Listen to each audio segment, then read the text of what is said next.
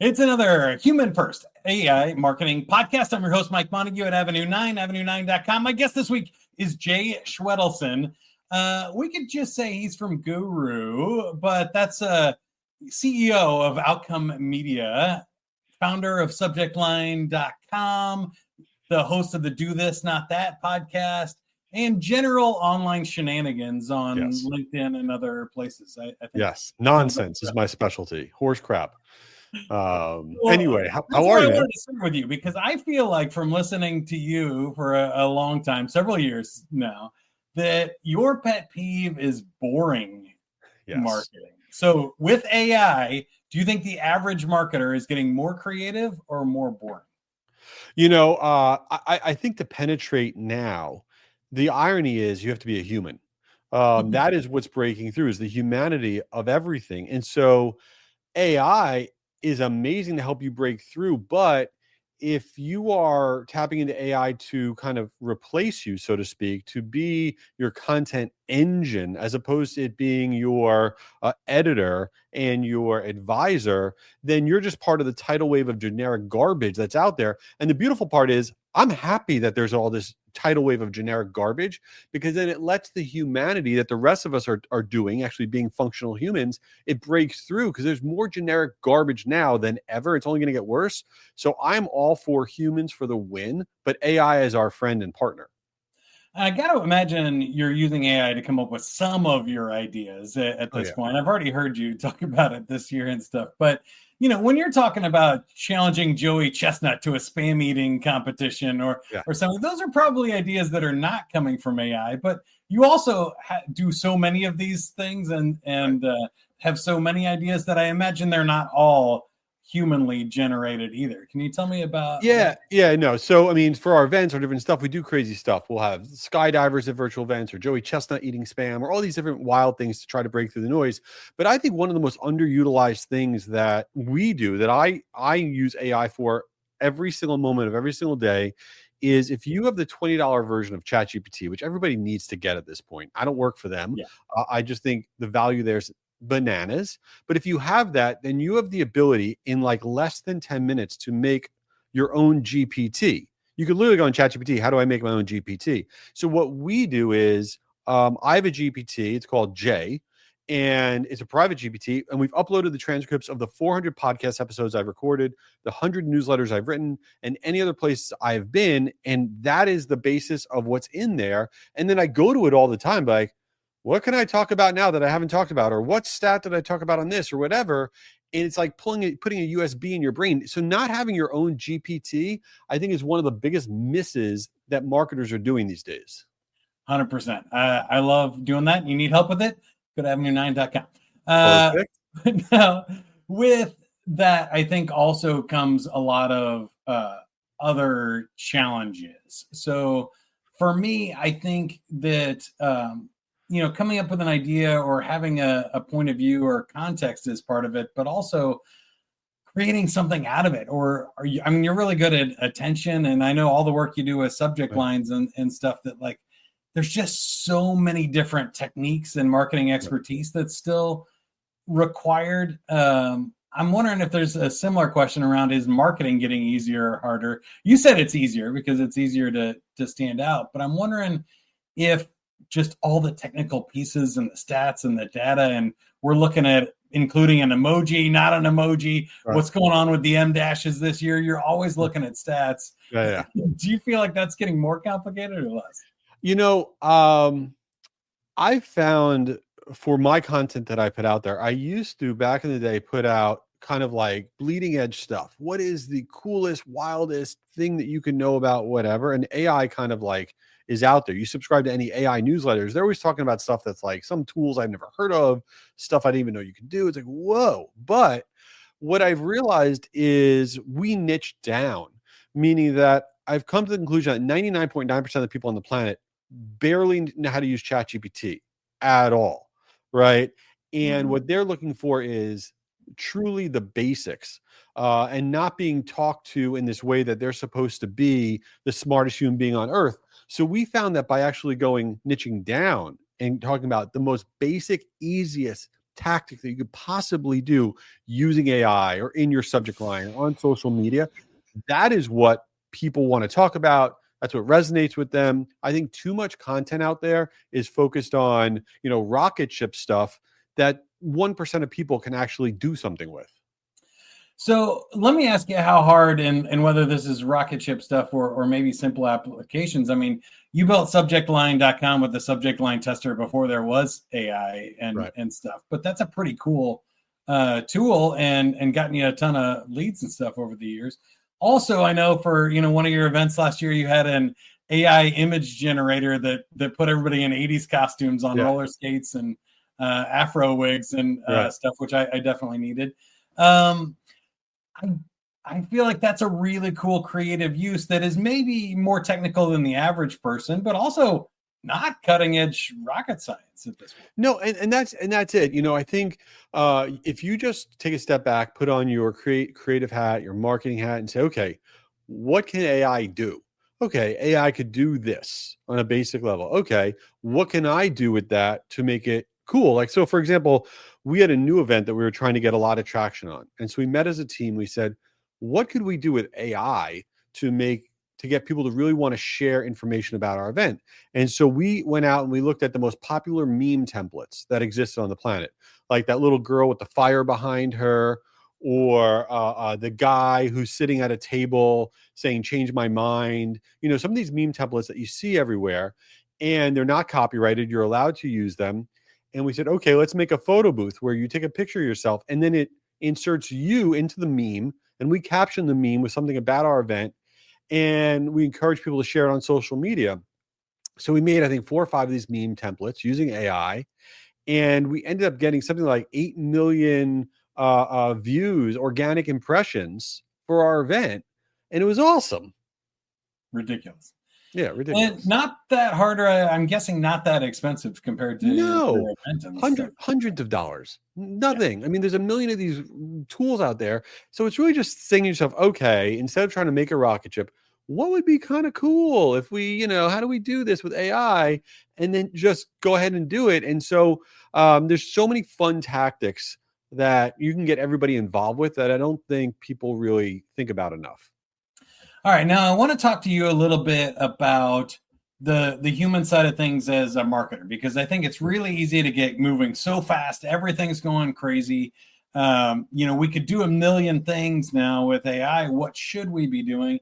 But also, I know you've had a passion and spoken recently about kind of doing what you enjoy and designing your life here as a marketer, and maybe outsourcing some of this craziness to AI or to other teams and stuff. It's becoming way more accessible. How do you think about maybe what a human marketer should be doing and how they're spending their time in 2025 and beyond?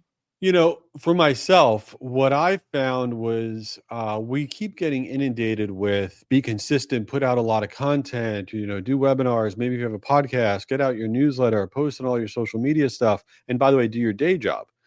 And I found for myself, I got on this hamster wheel that was really making my life not that enjoyable because I just felt this constant pressure. And side note, it wasn't making me more money, but I was just felt I had to do it. And I took a step back and I said, you know what? I'm going to go deep in certain areas. I'll make sure I have a good newsletter. I'll go deep on LinkedIn, whatever. And then I also found, this is kind of ridiculous, but I don't know about you, but what I do with my email is when I turn on my computer, that's what the screen I stare at is my inbox. Right. And I was like, this is not good for me. And so on my calendar now, I have 3 30-minute blocks on my day at 8 in the morning or 8:15, 12:30 and 4:15. And that's the only time I look at my email. And that change for me has been so massive because I think we just have trained ourselves to react to noise and to think that we have to get out a certain amount of content, do some amount of stuff. And I think we got to all take a step back because things are getting ridiculous, in my opinion. Now, when you and I spoke just for fun, not on the record, we debated the same question.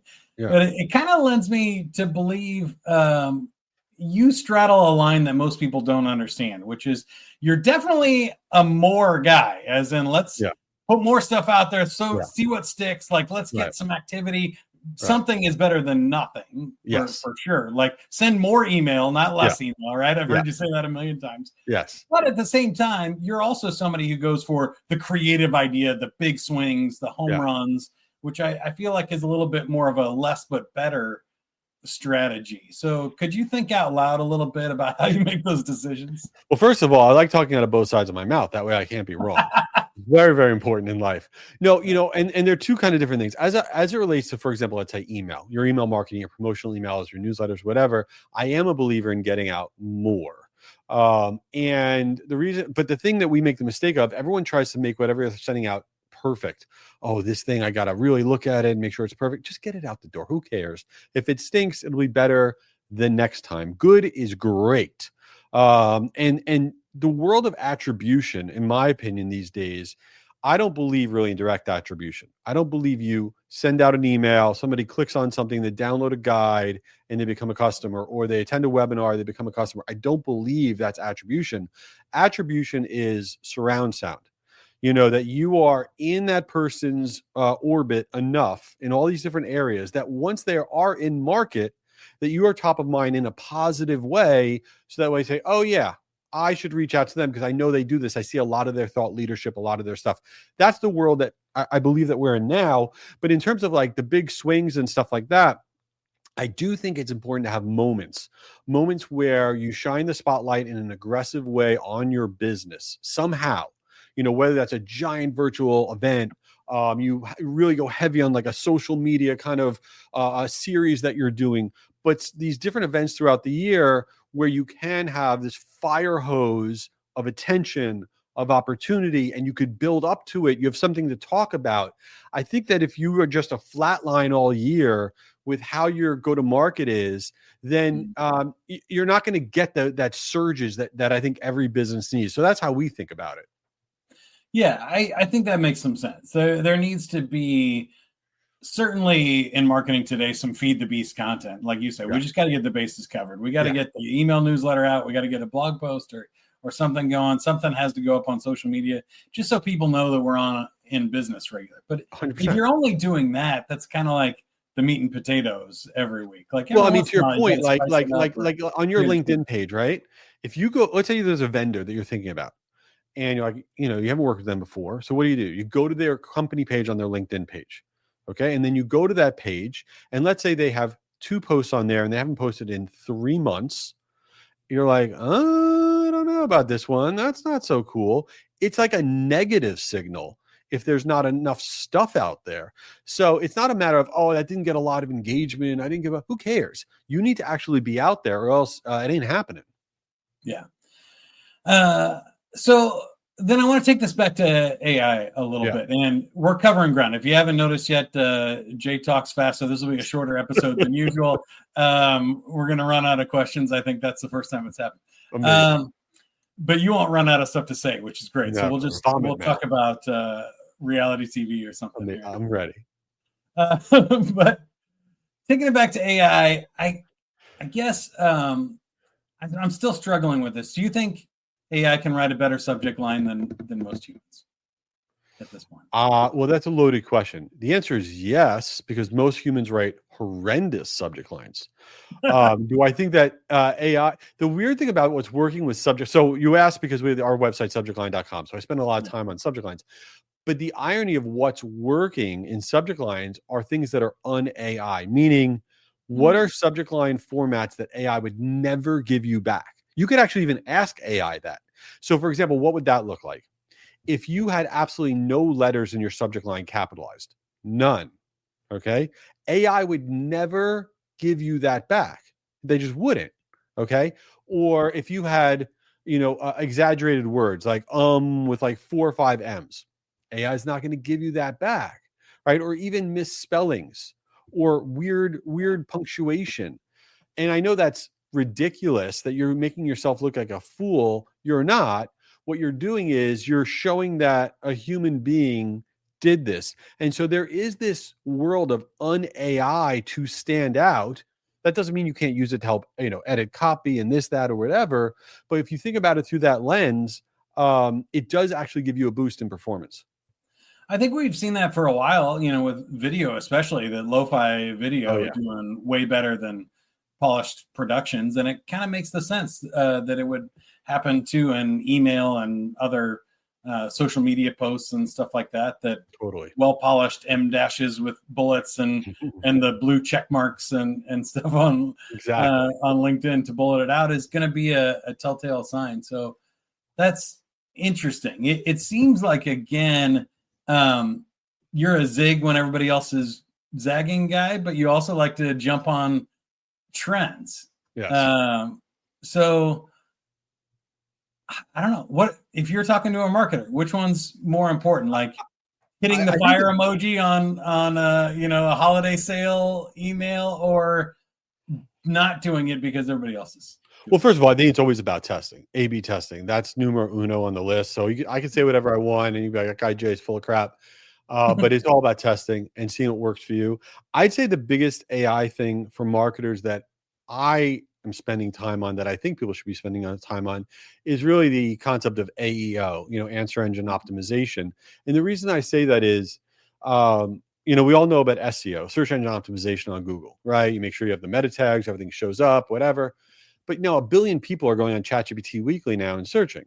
And the stat that kind of blew my mind was that only 7% of websites are optimized for your content, the website's content and offers to show up in results on ChatGPT, only 7%.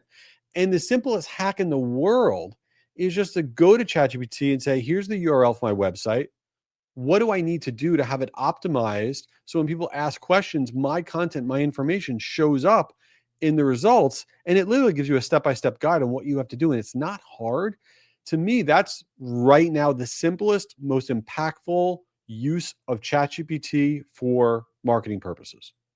Yeah, I think that one is huge. And I have some deeper dive tools too. If anybody's out there and you want like the full analysis from all the different models and your brand versus other competitors and stuff, hit me up. That one is a really fun tool and doing a deep dive. But you're right. I think there's a lot of like low hanging fruit there and stuff that people are not leveraging AI in very obvious ways. So again, I think you had a webinar last week or the week before where you were kind of chatting about this with HubSpot and promoting your appearance at Inbound. Are there any other like basic, just, core swings for marketers that you're seeing with AI right now that people are missing? I'd say the two other things, and this is so simple, so if you're not doing this, I would do it immediately, is really use the image upload functionality, ChatGPT or any platform they're using, where, take a snapshot, take an email, take a picture of your most recent promotional email or social post or whatever, upload a ChatGPT or platform of your choice and say, hey, act like the world's greatest email consultant and tell me, I'm trying to sell this type of product to this type of audience. What would you change? What's wrong with the call to actions, the subject lines? I send out this time of day. What do you think about the images? And thank God I'm not an email marketing consultant because I go out of business. It will tell you everything that you need to do. And I don't think everyone is using the upload image functionality enough. I mean, another one that's so ridiculous. It should not work. It should be so stupid to do, but we do it all the time and it works. We shrink the size of my inbox, make it really tiny so you can't even read the words, okay? Then you take a screenshot of your inbox. You probably have, 100, 200 emails in the image, right? Make an image, upload that to ChatGPT and say to ChatGPT, I know this is ridiculous, but I want you to tell me the 5 emails here that are most likely to be opened because of any data on tactics that you have, and the 5 that are least likely to be opened because of everything that you know. And then it will rip through your inbox and it will tell you, oh, these are good because this has brackets on the subject line. This doesn't say webinar, this, that, or whatever. And you could use your inbox as this like litmus test of what the hell should I be testing? So there are simple hacks like that take 2 seconds and can be a game changer. Love it. All right. I got 2 big questions for you. I didn't prep you for these, but they're impossible to answer. So take your best swing and we will not hold you to it at all. But where do you think the state of marketing is in like 10 years from now?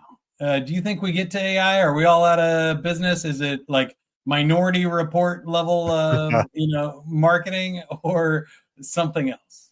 I'm not one of these people that's scared of AI taking jobs or whatnot. I do think it's going to be a much, much bigger part of our, marketing lives. It's going to be with us, if you will. But I think what's really coming, even not in 10 years, I'm talking about in the next year or so, is this real time ad development, meaning that I'm going to go on Facebook and there's going to be an ad for, Audi for a car, and the person in the ad is going to look very similar to me, about my age. Maybe we'll know like stuff related to my income, about what the scene that they're driving through is going to be like something I can relate to. And then in real time, somebody else will go on and it's going to look similar to them and their lives or whatever. And I think that every ad that everybody sees is going to be different depending on who they are. And this idea of real-time video generation, real-time image generation, I think we are 6 months, a year away. And I think that is going to be like what makes marketing wildly exciting, but also it's so complicated. But I'm in the marketing services business. I don't envision a world where businesses aren't going to need help navigating how to do their marketing. Yeah. Right? What we sell might be different, but they're going to need help. I think especially small and medium-sized businesses. I kind of see like a bifurcation that the big companies like Amazon, Netflix, and stuff, they're going to be doing that. They got the money, the skills, the people to invest in that. Small businesses are probably going to have to do the human side networking stuff, events, things that you're doing. Like we're going to have to go up and meet actual people because it's going to be impossible to compete with ads that are dynamically generated for that person in that specific moment in time and everything, right? But I think there's still a place for that. I still think there's a place where large companies and things that are complicated to sell are not going to be able to do that without humans. I agree. Or on the local scale. So the last one then is, what do you think humanity looks like? And now I normally ask people, which sci-fi movie do you think we'll end up in? But I know you're a reality show guy. So I like sci-fi. I love sci-fi. Opposite end of the spectrum. All right. I love all things sci-fi. I can within our lifetimes, let's say like 30 years out. What do you think humanity ends up being? Well, that's a loaded question, right? So I think that our everyday lives are going to be very, very different. I think that education is going to be very different. Like I don't know if like my kids right now at the age where they're applying to college, going to college, whatever. I don't know what that looks like. I don't know if there's the same need to go to all these schools and how education is going to be impacted and the learning curves and all of that. But hopefully 30 years from now, I don't give a crap. And then I'm really old and I'm like drooling on myself and just trying to figure out where I can get, You're not going to be that old, man. I know, but 30 years, come on.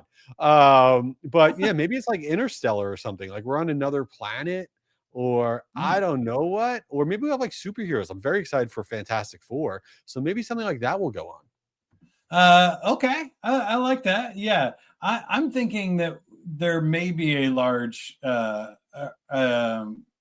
of people that are not required to work anymore. So hopefully you and I are on the positive side of that. Like we're retired. We're just going to coast and enjoy all the replicated food and I'll talk to my Optimus robot that'll be in my house and be my best friend.